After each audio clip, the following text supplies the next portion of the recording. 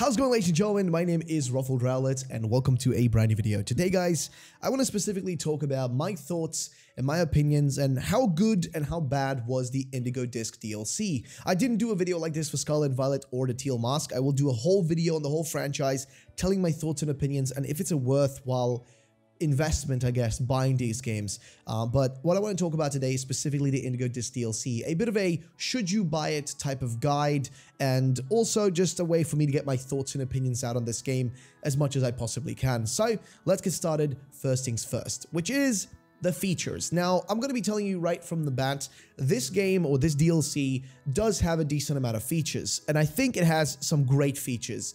Some of them I could say do come a bit of a double-edged sword type of way, right? So let's start from the beginning. What are the features you get in the Indigo Disk? Well, from the beginning, you get to go to the Blueberry Academy. That's one of the features. I know it might not seem like a big feature, but just a standard thing. But you do get to go to a new region, which might seem like, oh, but that's, you know, just standard. I should be able to go to a new location. But some games that do DLC will just give you access to like very much less, like just skins for weapons, for example, in a shooter game or something like that. At least we do get a new location, and it is going to be over in the Blueberry Academy, which does take place in Unova. So in terms of features, that's one of the ones you do get. As for the features within there are quite a few. Number one, we have the quest system. So there are going to be these BBQ quests, or I call them barbecue quests just because they're literally called BBQ, so blueberry quests. The blueberry quest feature, I'm going to say it like this. I love it and I hate it. Now, why do I love it and why do I hate it? Well, I love it because it actually is something to do. It gives you a reason to go out and play the game and do stuff in the actual world. Like if I think back to Kitakami or even the Crown Tundra or even the Isle of Armor. In the Isle of Armor, once you completed the story and once you completed the Pokedex, there's no reason to go back out there. There's like no incentive to actually explore the Isle of Armor Island. The Crown Tundra, really, like once you've done the post-game stuff and finding all the legendaries and stuff, that's pretty much it. I mean, you still had, you know, of course, the little post-game stuff and finding certain legendaries and completing the story and stuff. You did have that. And I think the Crown Tundra, you know, in terms of like the adventuring part of it was probably a little bit better in that regard. But I do think that these quests are fantastic. I think they are really fun. They're enjoyable. And of course, it's really fun in groups. But that's also where the problem is. I think that they are the most egregious thing that they've done in Pokemon in a very long time. Now, what do I mean by this? Well, the barbecue quests or the BBQ quests are actually connected to a lot of the stuff that you do in this game. So the points you earn, the BP, are directly connected to the stuff you get, right? Stuff you can do, certain features, certain unlocks, because another feature in this game is part of the post game. And I'll talk about that a bit later, but it has to do with legendary Pokemon. To get yourself certain legendaries like Ho-Oh, Lugia, Kyogre, Groudon, etc., you actually need to complete barbecue quests. For every 10 quests you complete, you earn one snack, and one snack equals one legendary. Here's the problem though. It only goes up to 120 quests, which equals 12 snacks.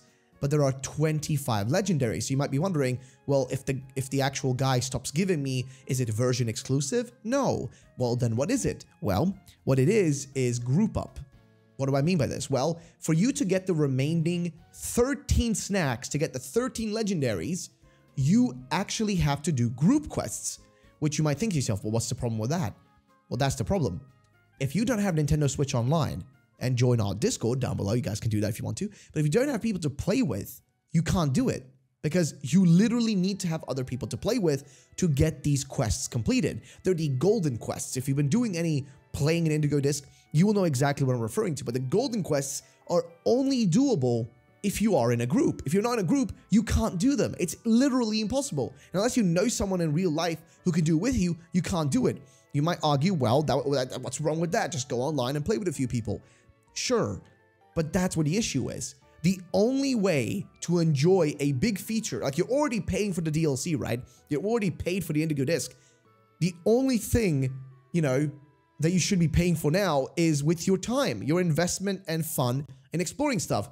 You shouldn't have to spend more money getting Nintendo Switch Online to then, I mean, and I know you can argue it's cheap, but it doesn't matter. To some people, $5 a month or a year or whatever is a lot of money. Not everybody has that money to spare. Buying a Switch, then buying Scarlet Violet, and buying a DLC, that's a lot of money. Some people can't afford it. And then asking them to spend another $5 to get to fully enjoy the game is a little bit messed up in my opinion. I think that is the biggest misstep that they've made. And I mean, this is going to sound really drastic and crazy, but I think that's the biggest mistake they've made probably since those like really bad looking trees from Pokemon Sword and Shield. Now, there's some people who disagree with me, but I think this is worse than having bad graphics and stuff. I think this is way worse because you're forcing people, you're literally forcing them if they want to experience the full version of this game with all the legendaries accessible. So, because like, remember, not everybody has Pokemon Home, which is another cost, right? If you want to transfer your Pokemon, you got to pay for Pokemon Home. You want to, play with other people, you got to pay for Nintendo Switch Online. You want to experience the Blueberry Academy, you got to buy the DLC. There's a lot of costs that are being added, just making it more and more and more. There's like so many steps to get to just enjoy the product fully. Do I think that it's the worst thing in the world? No. But I do wish that perhaps there was some way to do these quests with maybe bots in the game, like maybe have bots that can do the quests with you. At least that way, people who can't afford it, because you have to realize, I get it, maybe you who's watching this, maybe to you, that's not a problem because you can afford the online payment, but some people can't. And I'm just trying to see it from those people's perspective. And I think it's honestly pretty egregious that they're forcing you to do that to fully get access to some post-game stuff like the legendaries. But that's just a small thing. In terms of features though, I think the barbecue quests are really fun. I think they're enjoyable. I do think there should be added an extra bit of variety. I know they're not going to really add anything else because when they release something, they're done with it. But I do hope that they do, into the future, if they're going to bring back quests like this, that they just add a little bit of variety to them. Like, I liked it. I think they're great. But like, add a bit more variety. I think a lot of people both love and hate the Ditto blocks, like going and finding them. But honestly, I think they're pretty fun. I think it's pretty enjoyable that, there's some weird, more difficult quests to do. At the end of the day, it is a grind, but I think it's a grind that can be fun and also be made even more fun if they take it and improve upon it, whatever they might go next with this quest feature, because I think they're going to bring it back. I don't think this is a one-time case where this is going to be a one-time thing and never again. I think they're going to bring it back in the future, but the question is how they execute upon it. So that's the first, I guess, big feature, right? Because the actual Blueberry Academy location, that's just a standard thing. But then a big feature, of course, is the BBQ quest or barbecue quest. Next up, though, the big feature in this game, the next one, is the Synchro Machine. This is the best addition they have added in years. Now, for those of you who do not know what the Synchro Machine is a literal device that you can get in the game pretty much as soon as you start off, as soon as you're in the actual terrarium exploring the Indigo Disk. You can go to a lady who will give you the Synchro Machine, which lets you become any Pokemon. Literally, you can take control of any of your Pokemon. If you use Mewtwo like me, you become Mewtwo. You can go around the world and basically defeat other Pokemon as a Pokemon. And I personally think, it's just my theory, but I personally think that this feature is going to return in the next Pokemon game. So I think whatever games are coming out in 2024 or even 2025 are going to feature this as a mainstay feature or a feature that's going to be a big part of whatever the next games are. I think the Synchro Machine feature is very important. We should remember it because it's going to be a big part of Pokemon going into the future. And for this game, I love this feature. I've had so much fun. I've had people on stream having great fun with it. I've had people invent new games. You can play Prop Hunt, if you guys know what Prop Hunt is. You can literally play Prop Hunt with Pokemon, which is incredible. So this feature is hands down, honestly, I would argue that this single feature is enough to carry this whole DLC. Like, I know this might sound crazy, and I know to some people I might sound stupid and, just ridiculous. And maybe I'm just here like licking the boot of the great Pokemon company. Just call them great, which is even more boot licking. But I'm gonna be real with you. I think this feature genuinely was the coolest thing that they've made. I think this feature is honestly fantastic. It's fun. It's just pure fun. The fun of becoming the Pokemon, controlling it. All it makes me think about is, what can they do more with this? Like, how can they take this and make it even bigger and better and more crazy? Like, what other stuff can they do with the Synchro Machine? I am just excited to see what they do with and what they can do going forward with this feature. I think it's fantastic. Personally, as a feature, I think it's great. Next feature though. Well, what else is there? Well, we've got the item printer. This, of course, is similar to the Cramomatic from the original DLCs, the Isle of Armor and the Crown Tundra. It's basically just a machine that you feed with a bunch of garbage items and it gives you back good items in return. I like it. It does add a little bit of randomness, so it is a little bit of a gotcha. It's a little bit of a, you know, of a gambling situation in this case. But I do think in the way it works, it's fine, it's perfect, doesn't do anything wrong. I think it's solid in that sense. But that's just one small feature. What about the League Club Room as a whole? So the League Club Room is a location that you go to where you can update stuff. You can update the decor, which I think is really cool because you get a lot of different, you know, options for what the room could look like. I will say though, I would have preferred if the League Room was more customizable. Like if you had the ability to actually change what's on the wall specifically to your taste, or like kind of like a secret base. Think of it like a secret base. Imagine if they took the secret base ID and just implemented that here, but in a smaller space like the League Room, where you could put certain stuff on the wall, and maybe you can go around and unlock certain items, like maybe completing certain stuff in the world, or completing a certain amount of BBQ points, or you know, quests. Or earning certain BP points, you could then buy items to put into the room. I think that would have been sick. Unfortunately, that's not in there. Right now, all you can do is pretty much these following 3 things, or actually 4 things. 1, you can unlock the printer machine, right? The item printer, you can unlock that. 2, you can go there and unlock all the throwing styles, the different ways of throwing your Pokeball. That's one thing, so you can just unlock that and then change it in that location. 3, you can talk to a guy who basically just unlock a bunch of locations around the map, right? For example, the different biomes. If you talk to this guy, he will unlock new Pokemon in those locations. Those Pokemon will be starter Pokemon, right? So if you unlock all 4 of them, you're kind of done with that feature. It doesn't really happen anymore. You just unlock starters in every biome, and that's about it. What other features really are there in there? I guess you can unlock the ability to, I guess, change the actual design of the room. There are a few options to go through. And there's also the music box, right? Or the music machine, or whatever you want to call it, where you can change what music is playing in the room the moment you're in it, and you can just upgrade that as well. So there are a few things you can upgrade, but realistically, there's not much else variety in there, and I wish there was more. I think what's in there is great.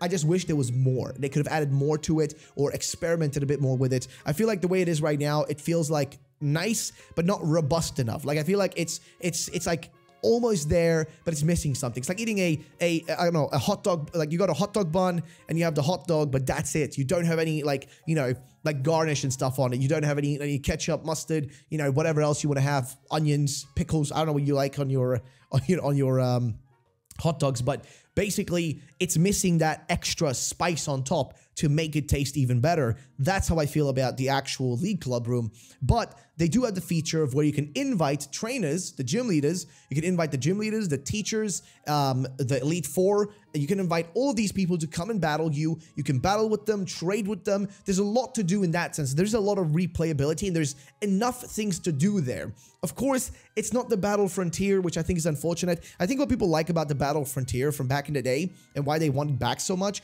is the variety. It's just the variety and the feeling of, oh, this is new. This isn't just rehashing the same thing. Because let's be real, all you can really do is invite the gym leaders from Paldea, the Elite Four, and the teachers, right? These are characters we've already battled multiple times. These are characters we've already experienced in these games. We wanted to see maybe some old classics come back, or new characters. I would have preferred it if they had newer characters. Maybe like, oh, the BB League, you completed it. But guess what? Now the alumni, right? The people who already graduated from the Blueberry Academy, maybe the alumni, they come back and they open up like new locations all around the terrarium. Like 4 new locations open up, and they're like be kind of based on the battle pyramid and all these places, right? They'll be like, oh, hey, you know, you got to take down all 4 of us now, and we are even better than the previous ones because we graduated, and, you know, we're now trainers all around the world, and we're gym leaders and Elite Four members because we traveled away from, you know, from Unova, and now we're in other places. I think something like that would have been sick to bring back something like that Battle Frontier feature, but they didn't do that. And I think it's a bit of a letdown, because I feel like in recent years, what they've been doing a lot with the Pokemon games is, instead of giving us an actual Battle Frontier or something like that, they just give us a very standard re-battle the same characters over and over again type of deal. And that's kind of what we've been having. But I will say, though, the League Club Room in itself, I think is pretty cool. There are a lot of little Easter eggs. There are a lot of little secrets. You can actually talk to a lot of the characters in there, and you learn their backstory. Like, for example, Crispin, who's the first Elite Four member, the weakest one.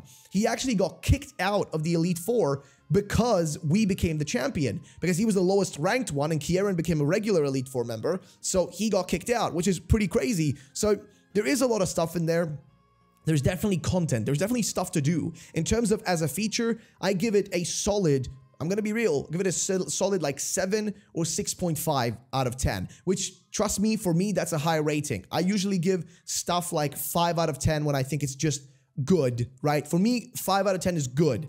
For me, 7 out of 10 is, all right, you did a good job. 10 out of 10, you literally have to have just like a gold-plated, you know, Pokemon game made out of pure like gold.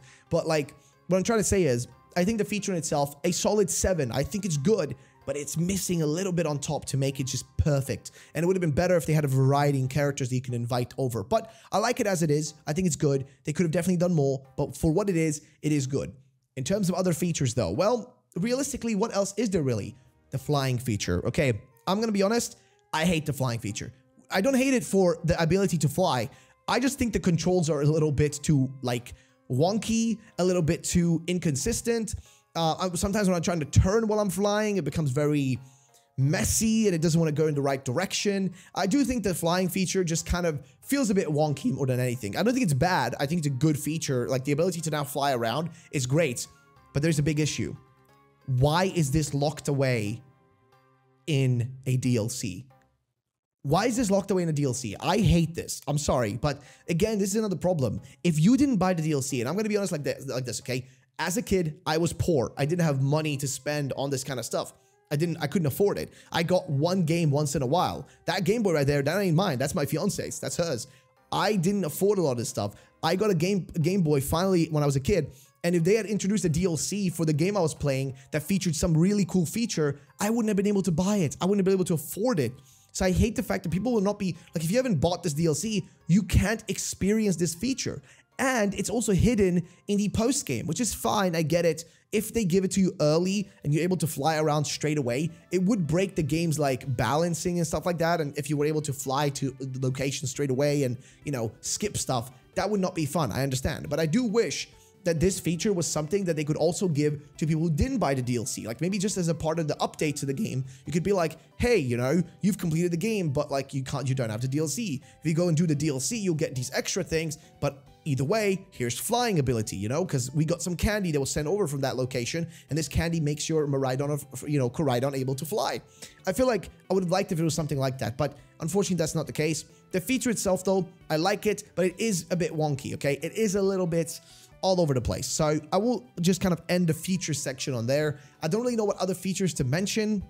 Off the top of my head, I can't really think of anymore. I guess the starter Pokemon are back, so that's a feature, which is cool. Seeing all the starters is great. They're all kind of spread out from the biomes. Each biome has about 6 to 5. I think one of them, the ice biome, has 7 Pokemon starters in it. The other ones have 6 to 5 in them each. So I do like the fact that we can catch all the starters. I do like the fact that we can transfer a bunch of Pokemon over. And there are, you know, also a lot of like stuff that's going to be hidden away. Like a big feature and a big thing that will be, I'm going to talk about a bit more in the post game, is specifically Dokutaro or Peachorund, which is going to be the brand new, like, I guess, purple looking Pokemon is based on a peach. That one's going to be in a whole separate thing. They're going to be releasing a special event for that one. That's part of this whole like journey within the, you know, in the story and stuff. But let's talk a bit about the actual gameplay though. So the gameplay in this game is still not improved. What I mean by that is the game itself, like the actual running around in the world, the frame rate, still pretty awful. The game runs pretty awful. I've seen people mention that they've had glitches, they've bugged out of the world, they've literally like sunk through the world, and there's a lot of really bugginess. And I noticed whenever there was any effects going on, the game would lag like tremendously. And if there was more than, you know, a few Pokemon on the screen, again, it would lag a lot. So it is still a bit laggy, not gonna lie. It is a little bit like, it's a little bit still in terms of the gameplay. The lag is still not the best, and everything else though just works the same way they did in Scarlet Violet. Like the actual gameplay itself of what you're doing, you know, moment by moment has not really changed. It's still the same feeling and the same exact thing. So if you didn't enjoy Scarlet Violet, you're not really going to enjoy this DLC either. It's pretty much the same experience, but I'll leave it there. Moving on though, the story. I'm going to be honest here. To me, it was a bit of a letdown. I know some people will disagree, and that's fine. At the end of the day, just please remember, if you're watching this video, I don't fault you for liking it. And I will never be the kind of person who will tell you you're wrong. If you enjoy the story, if you enjoy the story in anything, shit, if you enjoy the story in the worst of things, that's your own prerogative. If you enjoy it, you get to enjoy it. I can't stop you. But I will say this, though. I felt like the story that was built up in Kitakami was way more hype than the result we got at the end. And maybe that is my fault. I'll be honest. I think it's a fault of myself. It's a fault of a lot of PokeTubers. It's a fault of a lot of us who are following leaks. We followed leaks and we made up theories in our head of like what was going to happen, how it was all going to play out. I think we overestimated ourselves what we were going to get out of a children's game, okay? We overestimated what the story was going to be. We expected it to go crazy, but I will be honest though, I think the story will get a little bit of a redemption in a cool way in the epilogue that has not been released yet. The epilogue, like I said, is going to be all about Dokutaro, or like I said, Pichorunt, that Pokemon. It's going to be all about that one, and it's going to be a final conclusion to the story between us and Kieran. A final way to kind of put an end to our story with him, and that story actually looks really cool because we've seen data mines that reveal what's going to happen more or less. But for the story here, I'm going to break it down like this. We show up to the Blueberry Academy, and Kieran has become a badass. He basically got super strong, took over the Elite Four, and is now the one controlling it. But I do think some of the interesting parts in the story is people like Drayton. All the characters you see here, they're all related to people from Unova. So there's a lot of really cool references to the Unova games. Of course, the actual Blueberry Academy is in Unova, but it's a, you know, it's an off-far location from the on the coast of Unova, right? Now, what's really cool is seeing all the references, seeing all the like connections to Unova and all that sort of stuff is really sick. And seeing Drayton being the character that kind of follows us around, similar to Nimona, but you can kind of see how he's like trying to put like these little nuggets of like mistrust and anger into us against Kieran, because he wants to kick Kieran out. He doesn't like him. We don't know exactly why he doesn't like him, but he just doesn't like him because he, I guess, took him away from his spot, because Drayton used to be #1. But guess what? He got kicked down a peg, and now he's not the champion or the leader anymore. He's not on the top anymore. Hence why he really wants to get rid of Kieran, because he doesn't like him. As for the story with Kieran, I do think that they did a good job leading up to us, like, I guess not leading up, actually, they did a good job doing the battle between us and him. There are special features, like if you have Ogerpon in your team and you're battling him, he will mention, why did you bring that Pokemon? Why did you bring the Ogre with you? Is it to mock me? Like, he gets angry and it shows, and I like that. It gives character to Kieran, and I think it was awesome how they did that. But I think the worst part is the ending story. I think everything leading up to it was nice, but the ending is atrocious in my opinion. I think they really dropped the ball on it. Terapagos was supposed to be the hidden treasure of Area Zero. It was supposed to be the big Pokemon, the big reveal. All we really did was, we just got permission to go down into Area Zero. We went down into the exact same room where we entered the lab originally, and we just found Terapagos. There was maybe a little bit of stuff to do before that, like battling a few Stella-type Pokemon, but that's about it. Speaking of Stella-type, by the way, probably the most disappointing feature that they could have done. Stella-type or Stellar-type is, of course, the 19th Terra-type.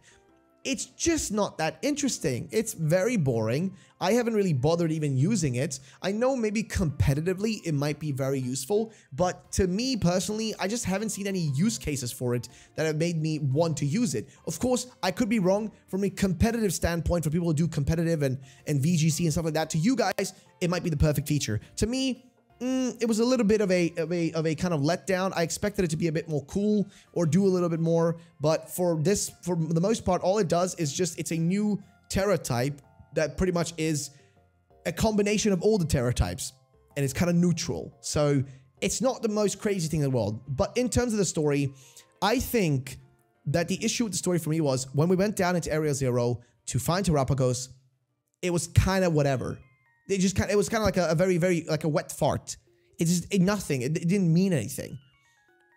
I do think that Kieran catching Terapagos was pretty cool, because Terapagos, you could tell, wanted to run to us, the player character. Like, Terapagos wanted to go to us, me. It wanted to go to me and be a part of our team. It's seemingly, but then he caught it and we battled him, and then Terapagos got pissed off and it left a Master Ball. It actually broke a Master Ball and broke out of it, which is crazy. That's the first time that's happened, and that means that Master Balls aren't as impervious as we used to think they are. Like, they actually can break too. But I will say this though, I think the post game and what happens after is a perfect ending.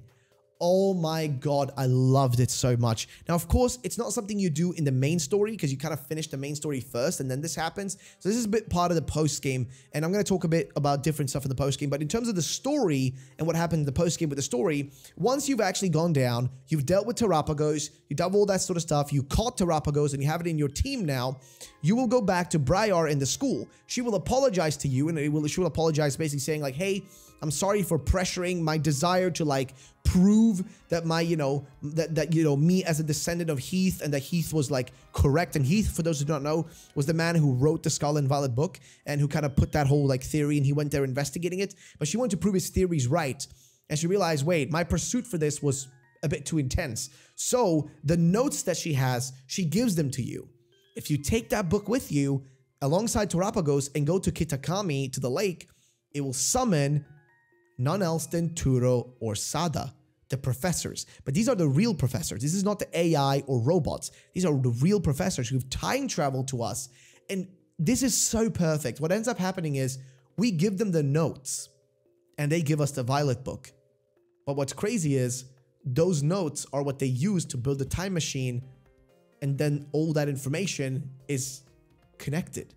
We are the reason that the story even takes place. It's a paradox. Just like Paradox Pokemon, these things that are happening are a paradox of what we've done. We basically have the Schrodinger's cat situation. Sorry, that's actually incorrect. No, we have the snake eating its own tail situation, right?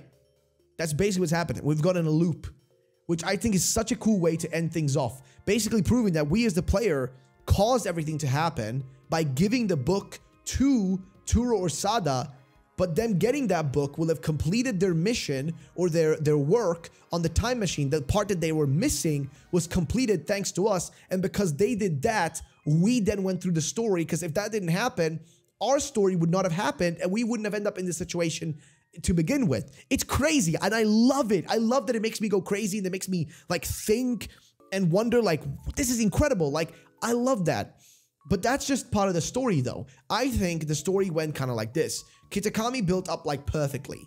Blueberry Academy, I think, kept building up and you kept being excited to see what was going to happen. But I feel like they could have done more. I feel like they could have included more interactions with Kieran, more interactions with Carmen while we're doing the stuff in the Blueberry Academy, or forced us to go maybe into school a bit more. Because honestly, all you really did was you talked to Kieran a few times in the beginning, battle Lacey, and then you go out and do the BB League Elite 4, which is 4 of them. Once you finish that, that's it. You go back to school and now it's time to battle Kieran. You just sign up and you battle him and it's over.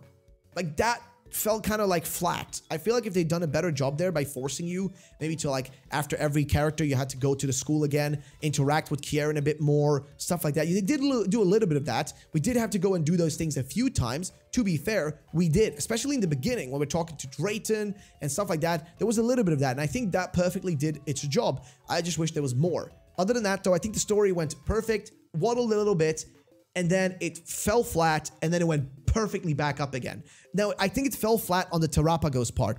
I think that the Terrapagos part was a bit rushed. It didn't feel like it had enough time to build up properly. I feel like we just kind of went like, hey guys, we're going to Area 0. We go to Area 0. Hey guys, that's Terrapagos, legendary epic Pokemon that we've been looking for years. Somehow we, 3 students and a random teacher, are able to find such a legendary Pokemon without any precautions, nothing leading us here. We just found it. That's it. Like, there was no lead up to it in a good way, I feel like. Like, there was a little bit, but it could have been done better. Still, though, I did like it. I like the fact that we saw a Master Ball break. That was crazy. We got to see Kieran being pissed off and catching Terrapagos just so we wouldn't get it. Just because he was that egotistical. Just because his ego and narcissism was so big that he just wouldn't let us get it first. I loved seeing that. I loved seeing how that was portrayed. And I think it was perfect. But that's not all. We have the rest of the postgame, which of course is the story of Tara and Pseudo. You know, Turo Sada, sorry.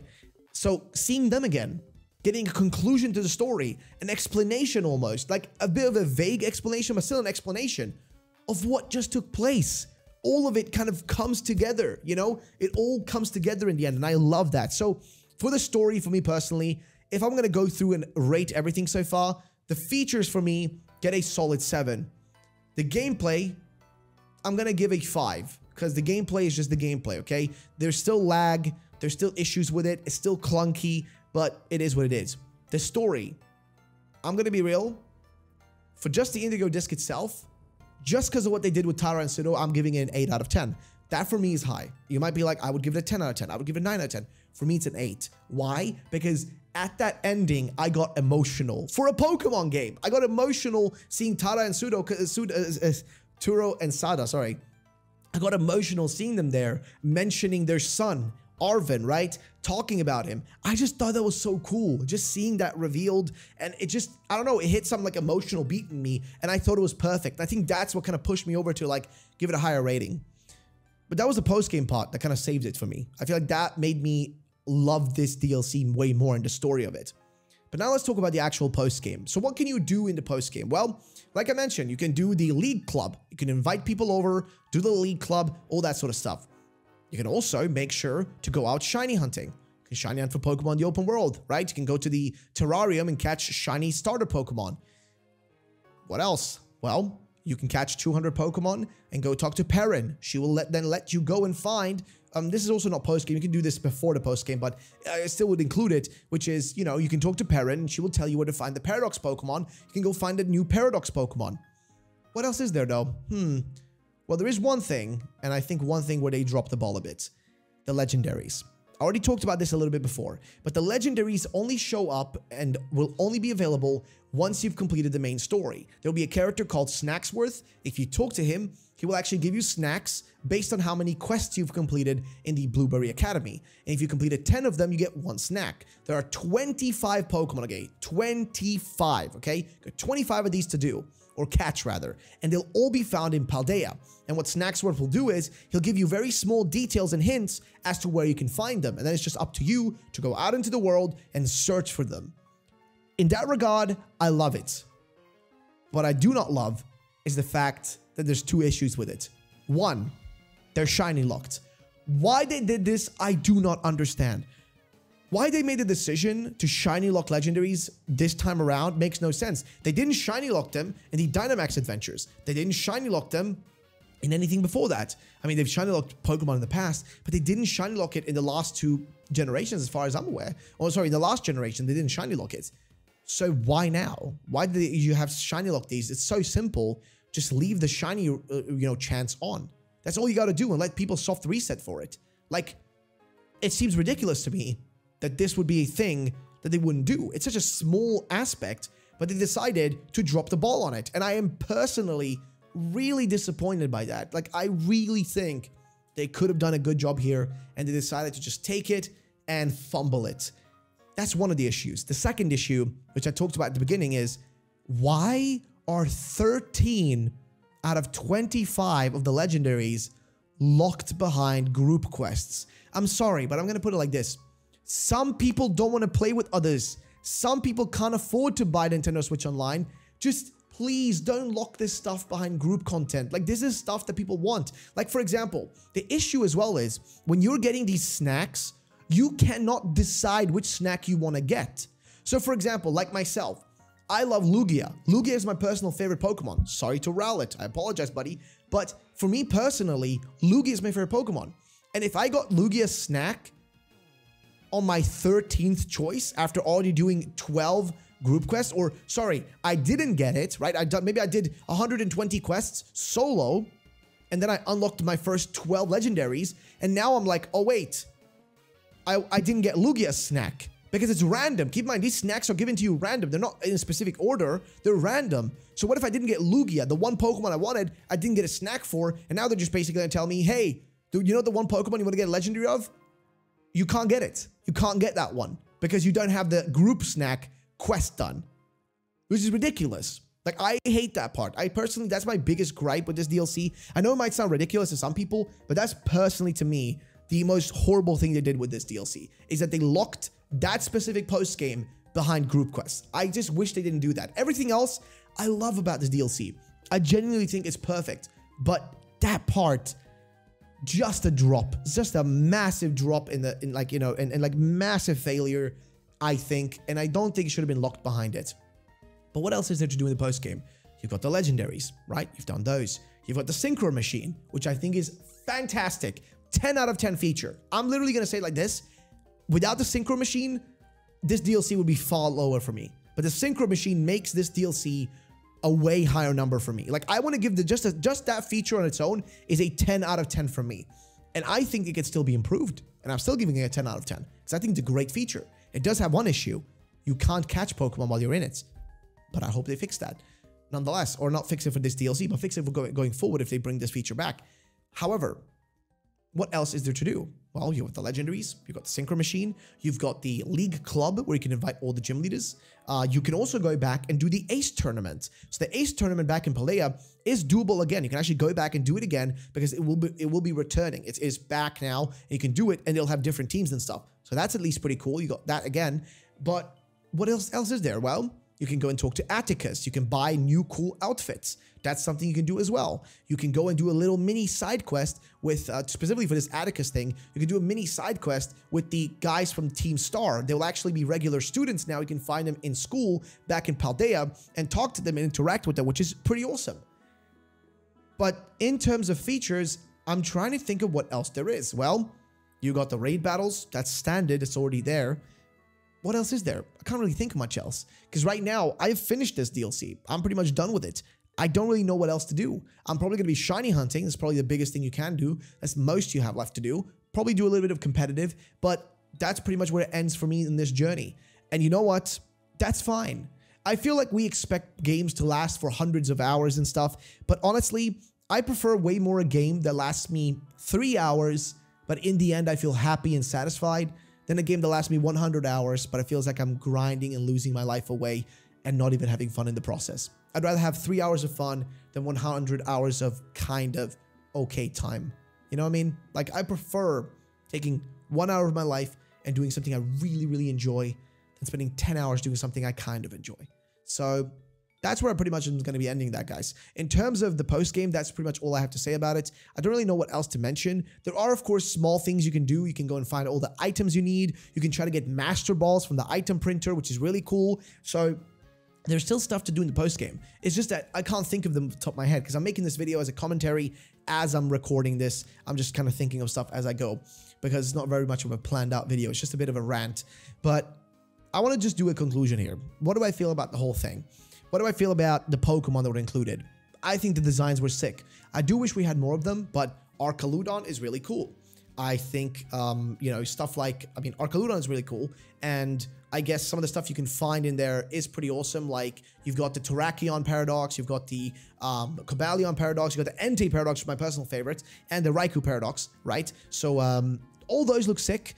I'm trying to think of what else there really is. I don't really know. Pekkarunt, that's the big one. I do think that's going to be a massive deal with this one. I think that might be what pushes me over the edge to give this thing a higher rating. But there is an epilogue, and I've already talked about this a bit, and I have a whole video on the YouTube channel. You guys can go and check my YouTube channel. You'll find it. There's a whole side quest all about the purple Pokemon. And it's going to be a whole thing. It's going to be a 1 hour long event to get that mythical Pokemon. It's not out yet, but it will be out eventually. And I think when that one comes out, I might give that an even higher rating. Like, that's how I view it, at least. Like, that's how I see it. And I think whenever we do get that, I personally will be very, very, very, very happy with it because, I don't know, man, I think it was going to be really cool to just see some zombie invasion in Pokemon because that's basically what's being hinted in there. But as a conclusion, I'm going to end it like this. The Indigo Disk was fun. I had a lot of fun. I had a great time. And I was able to enjoy this DLC release more than most I do. I get really burnt out by Pokemon because I do a lot of Pokemon content. I post a lot. I run 3 Pokemon channels on YouTube. It is a lot of work and it takes a lot of time. And sometimes I can get a bit sick of Pokemon after a while. This time I didn't. I still want to keep playing it. My Switch is right over here and I'm ready to go again into the game and enjoy it. But here's the thing. This DLC just isn't for everyone. If you don't enjoy the things I've talked about, you're not going to enjoy this. If you don't enjoy regular Scarlet and Violet, you're not going to enjoy this either.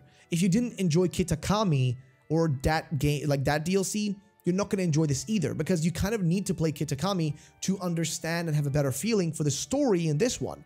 And I think in terms of the story, I think they did a good job. They could have done it way worse. I think this is the best they've done in a long time, okay? Let's be honest. I think the story here was better than what they did in Sword and Shield. I think it's a better story than what they did in, you know, Sun and Moon. Like, generally, I think they did a pretty decent job. And in that regard, I'm very happy. As a DLC, I give it a solid 8 out of 10. If I was to give it a number, it's a solid 8 out of 10. It would have been a 9 out of 10 if some of the stuff was like hashed out a bit better, but I give it an 8 out of 10 because I think it was genuinely fun. I think they could have done more with the story. I think they could have done better with the post-game stuff, but again, there is still stuff that we haven't even played yet, like the epilogue, so that we still have the mythical Pokemon, you know, Pekka runs, and some of the stuff that I didn't like, of course, I've already talked about, some of the egregious stuff that I didn't enjoy, like, you know, locking certain stuff behind basically a paywall. I hate that. I don't like that, but for what it is, I think it was good. For what it gave us, I actually loved it. I thought it was great. As a Pokemon fan, I enjoyed it, and that's pretty much it. Thank you all for watching. I want to thank you all guys for coming through. Thank you for watching all the videos I've been posting lately. It's been a lot of guides. And I want to thank you guys for sticking by. Going into the next year now, I'll be posting a lot of news content on here about Pokemon, leading up to Pokemon Day. And of course, on my leaked channel, you guys can see weekly wrap-ups. So if you don't want to watch individual videos about Pokemon news, I wrap up all the news into a single video over there. And also, I'm going to be running a podcast over there. We're going to be starting that podcast into the next year. So in 2024, we're starting that podcast. You guys can go over to RuffledRowlit Leaks already now and subscribe if you want to be ready for when that podcast starts. So yeah, that's pretty much that. Thank you all for watching. I'll see you guys in the next one. Bye-bye.